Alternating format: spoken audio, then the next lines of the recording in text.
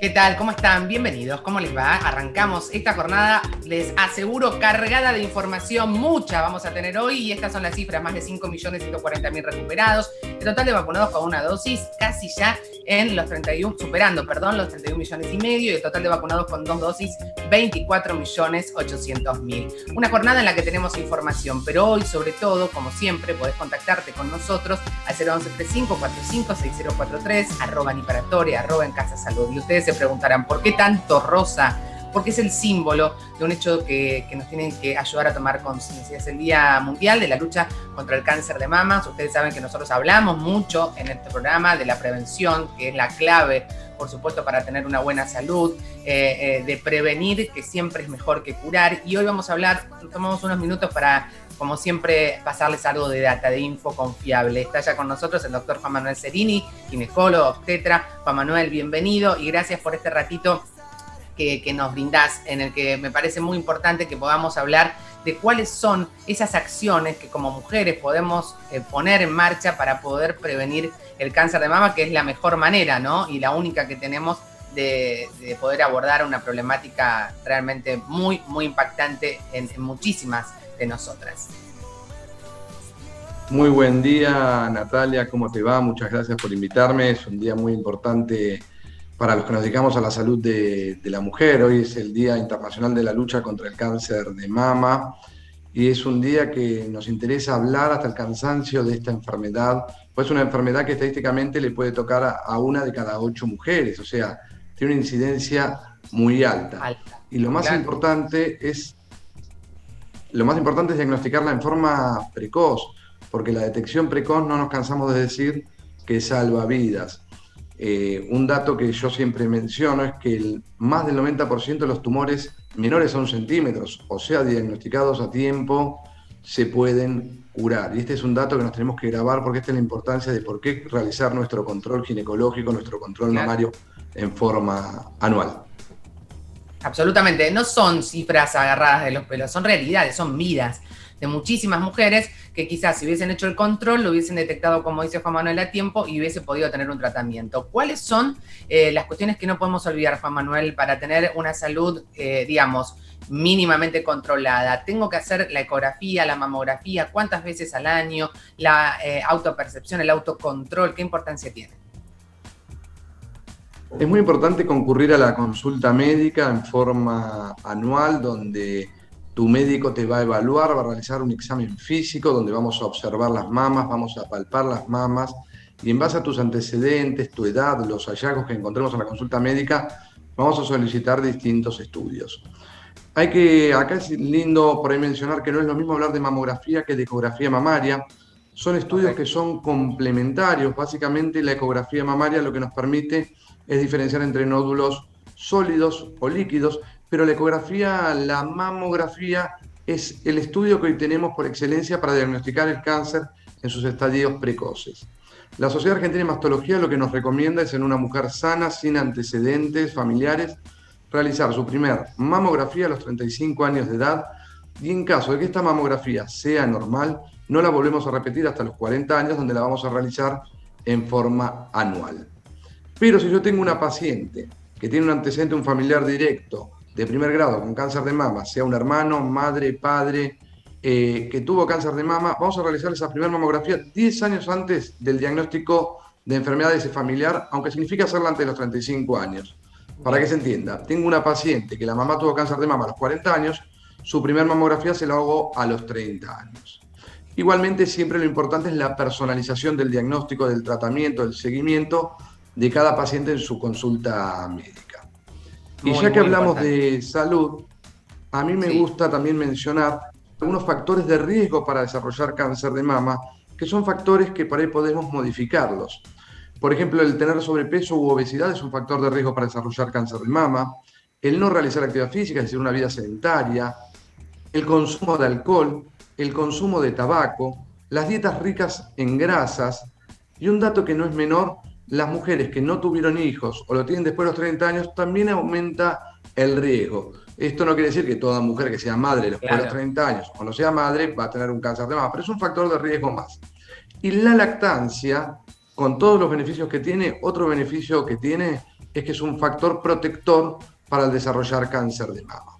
O sea que y quienes no fueron amamantar sería un mamá y factor de riesgo fueron para lactantes pueden haber tenido con el parto y con la lactancia una profilaxis natural, digamos. Exacto, pero ojo, no quiere decir que la mujer que tuvo un hijo antes de los 30 y dio lactancia ya No, está como inmunizada. no, Es no, no. disminuir los factores, de riesgo. Exacto, exacto. Y es muy importante hablar de estos factores que son modificables. Algunos, por ejemplo, la obesidad, el sedentarismo, el tabaquismo, el alcoholismo, eso podemos cambiarlo y nos trae, entre otros beneficios, evitar tener una predisposición al cáncer de mama. Vos decías recién, Juan Manuel, la importancia de la mamografía. Y en Capital, en la institución tan conocida como la ALSEC, tiene un móvil en la puerta de nuestro canal, donde se hacen mamografías de manera gratuita. Quienes quieran hacerlo, no tengan cobertura médica, tengan entre 40 y 65 años, pueden sacar un turno en el 4834-1500 o ingresando al alsec.org.ar. Quiero compartir esto con vos porque lo que decías, hay que hacerse la mamografía. A veces la gente va y se hace la ecografía y con eso solo anualmente no alcanza. No, depende la edad de la paciente, depende de lo que necesite. Por eso la importancia es concurrir al centro médico donde el médico va a solicitar el estudio adecuado para esa paciente. Porque tal vez a la mamografía necesite complementarla con una ecografía mamaria. Y lo importante del estudio no es solo el estudio, sino lo que sepamos de esa mujer, de esa paciente. Bien.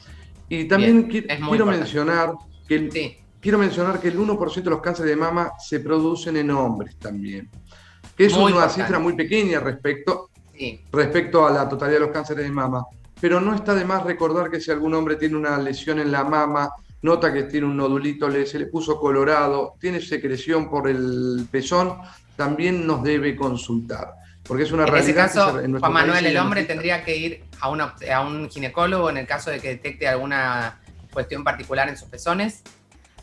Correcto, un ginecólogo o un mastólogo debe concurrir. En la Argentina se diagnostican 200 cánceres de mama en hombre en forma anual. Muy bien, bueno, muchísimas gracias. Lo pueden seguir en @doctor.dr Juan Manuel Cerini, DR Juan Manuel Cerini, siempre ahí atento y con muchísima predisposición para ayudarnos a entender, ¿no? A educar en salud, de eso se trata. Juan Manuel, un abrazo gigante, gracias. Chao, muchas gracias.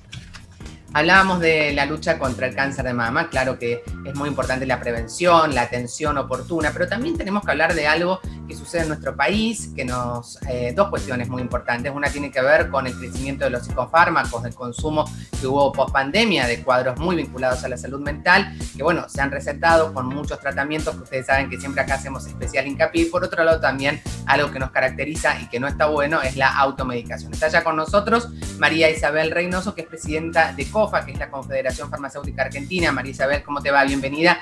Acá Natalia Paratore. ¿Qué tal? Buen día, ¿cómo estás? Muy bien. Muy bien, muy bien. Hablando un poco de esto que mencionaba recién, me parece que sos la persona indicada para contarnos cuál es la situación en la Argentina en la pospandemia. Seguimos en pandemia, por supuesto, pero durante este proceso en cuanto al crecimiento del consumo de psicofármacos, y que nos aclares de qué se tratan los psicofármacos, así todos podemos comprenderlo. Sí, en realidad el año pasado en la pandemia lo que nosotros notamos en las farmacias de la República Argentina fue en principio un aumento en el consumo de melatonina. La melatonina es un hipnótico natural, ¿sí? O sea, es lo que se llama prescripción sin receta médica, y las personas comenzaron a tener trastornos en el sueño. Bueno, el ritmo circadiano se alteró, las casas se transformaron en oficinas. Bueno, claramente hubo un cambio, no solamente en las cuestiones de cómo cuidarnos del virus, sino también en las costumbres y hábitos de la familia y de las personas. Eso se vio también marcado en lo que son medicamentos de prescripción venta bajo receta. Los psicofármacos son sustancias que tienen características de provocar adicciones y que tienen que ser consumidas o tomadas bajo prescripción médica. Significa que necesitan ir al médico, les hace la receta, y para poder repetir, digamos, el tratamiento, tienen que venir a la farmacia con la prescripción. Dentro de los 15 fármacos que más se dispensan en la República Argentina, 2 son psicofármacos. El clonazepam y el alprazolam son 2 ansiolíticos. Los ansiolíticos no significa que los argentinos estamos en ansiedad permanente porque se utilizan para otras patologías relacionadas con problemas o trastornos en el sistema nervioso central. Pero sí hubo un incremento con respecto a 2020, con respecto al 2019, de 187.000 unidades dispensadas más que el año anterior, y en el año 2021, en los primeros meses del año 2021 con respecto al año 2020, un incremento del 7,74%. De estos muchísimo, que son, claro, como dije, claro, bajo prescripción médica. Bajo prescripción médica. Ahora tenemos la otra problemática, María Inés, María Isabel, que tiene que ver justamente con esta característica que tenemos los argentinos y que las cifras lo demuestran, que es la automedicación. Lo que hablábamos recién es bajo prescripción médica, con un control, con una receta, con un diagnóstico, con un tratamiento, que eso es la forma segura, y de lo que habla es de un contexto que por supuesto afecta a nuestra salud integral, ¿no? No conciliar el sueño, tener que vivir quizás situaciones poco comunes. Pero por otro lado tenemos esta costumbre del cajón de medicamentos, que es un símbolo, ¿no? Y la automedicación está instalada ya desde hace muchísimo tiempo. Ya, esto tiene que ver con los años 91. El decreto desregulatorio de Cavallo en Argentina trajo cuestiones que tienen que ver con lo económico, pero también trajo cuestiones muy serias con respecto a la salud y el consumo de fármacos. En ese momento el decreto desregulatorio decía que los medicamentos se podían vender en cualquier lado, que eso iba a hacer que bajen los precios, ¿sí? Nada de eso sucedió, y lo que hizo es banalizar el medicamento, ¿sí? Aparecieron los medicamentos en las góndolas, aparecieron los medicamentos... kioscos. En todos lados, era así, es verdad. En todos lados. Y la consecuencia de eso tuvimos una profunda autoconsumo de medicamentos y automedicación, y por el otro lado lo que fue medicamentos falsificados y adulterados. O sea, nada bueno a la salud pública dejó ese hecho concreto que parece no tener relación con la salud y sin embargo la tiene. A partir de ese momento en Argentina cuesta muchísimo que los pacientes, si es un medicamento sin prescripción médica, como decíamos hace un rato, la melatonina, es para uso corto. Cuando decimos uso corto es 7 días, 10 días. Si la patología o los síntomas persisten, hay que concurrir al médico y tratarse. El argentino tiende a automedicarse por todo. Y lo vimos en la pandemia, y lo vamos a llevar concretamente a algunos ejemplos. Cuando se comenzaron los ensayos con cloroquina, hidroxicloroquina, en las farmacias todos los pacientes querían llevar cloroquina, hidroxicloroquina, que es un medicamento que se utiliza para lupus eritematoso, para indicación, concisa, para pacientes que tienen un diagnóstico. Sin embargo, todo el mundo quería consumir ese medicamento. Después pasamos a el alto consumo de vitamina C, vitamina D. Después transcurrimos con el dióxido de cloro, que ya desde la Confederación Farmacéutica Argentina dijimos que es un producto tóxico, pero sin embargo los pacientes se aferran a eso. Después a la ivermectina, que es un antiparasitario bajo prescripción médica. Como se estaban haciendo los ensayos y se siguen haciendo los ensayos, todo el mundo se agolpa a tomar ivermectina. Entonces, en Argentina está muy arraigado el concepto que vos marcabas, el autoconsumo de medicamentos, el sobreconsumo de medicamentos, y hay que tener en cuenta que ningún medicamento es inocuo, ¿sí? Utilizado como corresponde, sirve para prevenir, como vemos en el caso de las vacunas, o para salvar vidas, pero utilizado en dosis que no corresponden, o cuando el paciente consume por consumir, mezcla medicamentos, mezcla con alcohol, claramente no es inocuo, y el medicamento son sustancias químicas que pueden poner en peligro la vida de las personas. Por eso mi consejo es que no se automedique, ¿sí? Que consulte a su farmacéutico de confianza. En todos los barrios hay una farmacia, un farmacéutico de confianza, y si el síntoma persiste, si no es un síntoma menor y persiste, tienen que concurrir al médico, y los medicamentos son para ser usados en forma racional. Tenemos mucho en Argentina para avanzar en este tema. Muchísimo, y te agradecemos mucho esta conceptualidad, esta posibilidad de que podamos entender tan sencillamente la historia, el que tiene que ver con el presente, con las costumbres que están lamentablemente arraigadas y que no son de lo más saludables y que tienen que ver con una consecuencia, no es algo que de un día para el otro sucede. Así que nos comprometemos públicamente en seguir abordando este tema, te vamos a convocar, porque me parece que el proceso de la pandemia quizás nos da la oportunidad de poder educar, que es lo que necesitamos hoy más que nunca, una población educada en materia de salud, que tiene que ver justamente con garantizar la vida de todos y todas nosotras. María Isabel Reynoso, presidenta de la Confederación Farmacéutica Argentina, muchísimas gracias. Buen día, muchas gracias. Muy bien, pueden seguirlos en las redes sociales, @cofa.org.ar. Ahí está, @cofa.org.ar, cualquier consulta o duda, bueno, pueden seguir esa red social. Llegó el momento de recibirla a ella, nuestra queridísima Claudia de Grossi, más conocida como una de las cazabacterias, que ya está ahí. Claudita, ¿cómo te va? ¿Cómo te va? Un placer estar acá como siempre, poder compartir este ratito, ¿no? Y hablar sobre lo que me gusta y lo que entiendo ayuda a la gente también a cuidarse, a estar bien, a cocinar sin intoxicar a la familia, como decimos Pero siempre. claro, los mejores consejos se tratan de eso, de que uno a veces sin voluntad de hacer daño termina haciéndolo, pero tiene que ver con el desconocimiento. Y una de las cuestiones que vos siempre nos señalás es la limpieza de las verduras, la conservación, que es un proceso que, si bien es doméstico, tiene que algunas características que tenemos que tener en cuenta. Ustedes son muy didácticas, me dicen que vas a hablarnos de la rúcula y el lavado de la rúcula. Lavado de rúcula y después si querés algo de frutillas también, que nos preguntan Dale. muy a menudo. Y la rúcula es parecido a otras hojas verdes con un detallecito más, porque tiene unos cabitos a veces que son bastante duritos y que está muy bueno cortarlos y retirarlos para evitar que se conviertan en un peligro físico y que a alguien se le obstruya el tracto respiratorio, la parte de la garganta. Entonces ahí agregamos ese tip adicional. Utilizamos, en mi caso, yo tengo este centrifugador que es sencillísimo y que para mí es comodísimo, fue un antes y un después, pero puede usarse un colador sencillo de siempre en casa y un recipiente, un bowl abajo, de modo de que yo voy lavando con poquita agua, pero la voy removiendo todo el tiempo. Y siempre recordar que la rúcula a veces viene con una cantidad de tierra que es infernal, entonces retirar todo eso antes de meterla ahí, porque si no vas a estar un montón de tiempo sacando esa tierra. Entonces sacar todo lo grosero que se ve a simple vista para después empezar con estos lavaditos. La fórmula matemática es muchos lavaditos con poca agua. Eso es mucho más eficiente que poner mucha agua y hacer pocos lavados. Muchas veces con poquita agua. Termino eso y hay gente que le gusta sanitizar. Cuando no hay grupo vulnerable es un poco opcional. Grupo vulnerable me refiero a adultos mayores, mujeres embarazadas, chicos muy chiquitos o personas con enfermedades de base.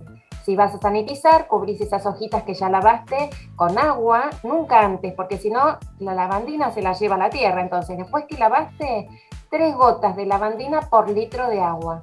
La lavandina tiene que ser apta para uso, por ejemplo, para desinfección de agua o para contacto con alimentos. El envase te lo informa. Esa es una dosis que va a ser efectiva con 5 minutitos de contacto, 10 minutitos, pero no requiere enjuague, así que es cómodo porque no requiere enjuague. Sacás entonces ese líquido y después nos gusta hacerle un tratamiento con agua y vinagre. Una parte de vinagre concentrado, blanco, con 8 partes de agua, lo dejas unos minutitos y ahí se desprenden bichitos y demás. Después lo ponemos sobre un papel blanco, que puede ser, o un repasador limpio que uses solo para eso, para que se vayan secando, y ahí le voy sacando esos cabos que a veces son muy tiernitos y no pasa nada, y a veces son bastante más duritos y son un peligro físico. Y después adentro un tupper a la heladera, y nuestra recomendación, si bien puede parecer que está bueno varios días, en 2-3 días comerlo. ¿Por qué? Porque le saqué la flora competitiva, ya hay muy pocas bacterias, y hay una que es dañina, que se llama Listeria monocytogenes, que le encanta el frío. Entonces, 2-3 días estamos fantásticos. No laves tanta cantidad de golpe, lava lo que vas a consumir en 2 o 3 días. Bien, 2 o 3 días lavada, y si no, sin lavar, ¿cuánto me dura en la heladera? Eso, mientras que esté linda, la podés tener, y yo prefiero hacer eso. Yo, en el momento en que la voy a consumir, hago toda esta operatoria, y la preparo y ya la tengo ahí lista. Condimento solo lo que voy a usar. Si me queda una parte sin condimentar, a veces la uso incluso para una pizza o para otras cuestiones que va un ratito al horno, pero la lavo en el momento de usar. Yo prefiero hacer eso, por ejemplo. Bien. @casabacterias es el lugar que te recomiendo. No dejes de seguir porque es un lugar que tiene mucha información, como la escuchaste, Claudia. Siempre nos queda corto el tiempo. La frutilla es un temazo porque es la época de la frutilla. ¿Te parece, Clau, que volvemos a encontrarnos, programamos nuevamente esta semana? Nos volvemos a encontrar y hablamos de la frutilla. Queda planteado esto hoy con la rúcula. Nos quedó clarísimo cómo manejarla. Es una verdura que usamos muchísimo en nuestro país. Riquísima, pero que hay que higienizarla como nos contó Claudia. Muchísimas gracias. @casabacterias, no se olviden. Gracias, abrazo Clau. enorme. Pasamos de hablar de la alimentación, ahora a hablar de nuestro órgano más extenso, que es la piel, pero hay un montón de otras cuestiones que derivan de nuestra piel. Y si tenemos que hablar de la piel, de la salud de la piel, está ella, nuestra amiga queridísima Gaby Litvak. ¿Cómo te va? Bienvenida, Gaby. Hola, buen día, ¿cómo están? ¿Todo bien? Acá recién terminé de hacer educación física, gimnasia, así que estoy con toda la energía. Bien, Gaby, ella es el modelo a seguir, hace todo lo que hay que hacer, hay que entrenar, hay que dejar el sedentarismo. Gaby, hoy vamos a hablar de un temazo que no tiene que ver solamente con un género, sino que nos afecta a todos y es la caspa. Sí, es un tema de consulta muy frecuente. Y la verdad que leyendo un poco, estuve recabando más información y el 50% de la población tiene caspa. La caspa, a ver si les cuento un poquito, es una enfermedad crónica e inflamatoria del cuero cabelludo. O sea, el 50% de la gente tiene caspa. En general se manifiesta como esta descamación que vemos así, que todo el mundo conoce, pero también puede dar eritema en el cuero cabelludo, pica, y bueno, la descamación característica. Ahora, ¿la caspa tiene que ver con alguna edad puntual? ¿Nos puede pasar en cualquier momento? ¿Hay una vinculación quizás que tenga que ver con lo hormonal o nada que ver? Sí, como vos bien decís, tiene que ver con lo hormonal, pero hay un montón de factores más aparte de lo hormonal y eso también es para resaltar que la caspa no solo tiene que ver con lo hormonal, sino que con lo genético, porque también hay más predisposición en ciertas personas, pero lo hormonal influye y por eso la caspa es como la forma leve de la dermatitis seborreica, que también hablamos en una oportunidad. Y entonces, ¿cuándo se manifiesta? Cuando las glándulas sebáceas están a full, cuando los chicos nacen, ¿se acuerdan la costra láctea? O sea, cuando tienen esa caspita adherida, esa es una manifestación de caspa, digamos, en los chicos. Y en los adultos, sobre todo en la época del desarrollo, y de ahí ya se queda, porque ya tenemos los honguitos que nos colonizan y que también son parte de todo esto. Ahí en esa placa que la producción me dejó poner, es muy interesante, porque ahí se ve, aunque ustedes no lo llegan a leer, todos los organismos. Vamos a ponerlo en pantalla completa, a ver si lo podemos leer un poco mejor. Lo ponemos ahora en pantalla completa, ahí se ve. Bueno, decía Gaby. Ahí donde está el violeta y el turquesa están hablando del estafilococo y es una bacteria, sí, y el Propionibacterium. Son dos bacterias que intervienen en esto. Hay como cuando se rompe el equilibrio dentro de la famosa microbiota, que también es un tema para hablar un día porque es muy interesante, aparecen los hongos estos que están azules arriba, que son la malacesia, que antes lo llamábamos Pityrosporum ovale, el hongo de la caspa. La malacesia es una levadura de ese hongo. Y cuando hay un desequilibrio es cuando aparece la caspa. Bárbaro. Ahora, después que ya sabemos que tenemos caspa, que hay que ir a hacer una consulta, por supuesto, con el dermatólogo, ¿cuáles son los tratamientos del abordaje? Digo, porque tiene un tratamiento, tiene una solución. Como vos decías, la caspa es, aparte de estéticamente feo, molesto. Totalmente. Lo que siempre Totalmente. El consejo mío es que la mayoría de la gente va al supermercado, a la farmacia y compra un shampoo anticaspa. Cuando después de un mes de tratamiento eso no funcionó, consulten al médico, porque como que la gente dice, bueno, tengo caspa y ya está. Si realmente lo podemos tratar, aunque es una enfermedad crónica que evoluciona en brotes, lo podemos tratar. Entonces hay que consultar para, digamos, indicar la medicación adecuada, ¿sí? Bien. Perfecto. Entonces, primer punto, si tenés caspa, hace una consulta con el dermatólogo, así te da un tratamiento que va más allá del shampoo. Hay otras cuestiones que también tenemos y tenemos recursos para usarlos, me imagino, ¿no, Gabriela? Más allá del shampoo al que vos hacías referencia recién.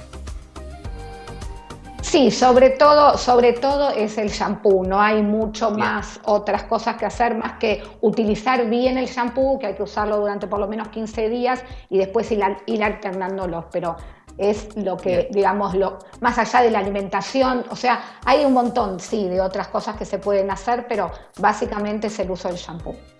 Vamos a algunas consultas de nuestros televidentes que nos están, por supuesto, llegando. Y en este caso, pregunta Andrea de Capital, ¿se puede prevenir la caspa?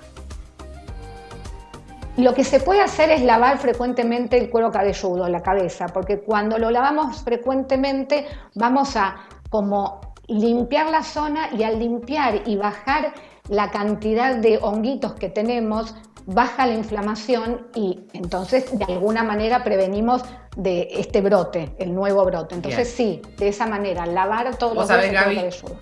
Que hay muchas mujeres que no se lavan el cabello todos los días por una cuestión de que se daña, y está este concepto. Eso para el que tiene caspa no está bien, no está bueno. Hay que lavarse todos los días. No es para el que tiene caspa ni para el que tiene caspa ni para el que no tiene caspa. El concepto es lavar la cabeza todos los días. No es que si disminuís el lavado se va a caer más el pelo, se va a caer menos, se va a caer más, al revés. Se va a caer más porque se generan un montón de factores inflamatorios que hace que se caiga más el pelo. Bien, vamos a la próxima pregunta. A ver, en este caso, ¿de quién es? Paula, de Corrientes. Dice, ¿sirven los shampoos anticaspa del supermercado? Sí, en principio sirven. La verdad es que tienen algunos algunos compuestos que sirven, pero a veces, como dije antes, si no funciona, consultar al médico. Después de un mes tenés caspa y el shampoo del supermercado no te funcionó, vas al dermatólogo y te vamos a dar algo más específico. Ahora voy a la próxima pregunta, pero a veces hay tratamientos que son caseros. Por ejemplo, la gente que usa el jabón de pan, el blanco, el común, comunísimo, y lo usa para la caspa. ¿Eso sirve o no es útil?